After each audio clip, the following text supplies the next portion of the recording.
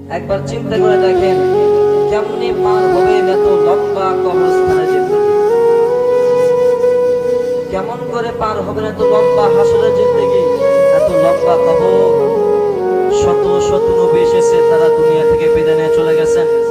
শত শত নবীদের উম্মত এসেছেন, তারাও দুনিয়া থেকে বিদায় নিয়ে চলে গেছেন। দুনিয়া কিন্তু এখনো ঠিক হয়ে আছে, কিন্তু উম্মত নবীরা কেউ নেই, তারাও কিন্তু দুনিয়া থেকে বিদায় নিয়ে চলে গেছেন।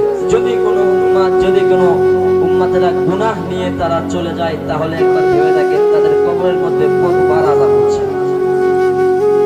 তারা কবরের মধ্যে কত শত বছর ধরে আছে, কবরের মধ্যে কত আযাব হচ্ছে, কতই না আযাব হচ্ছে কবরের মধ্যে।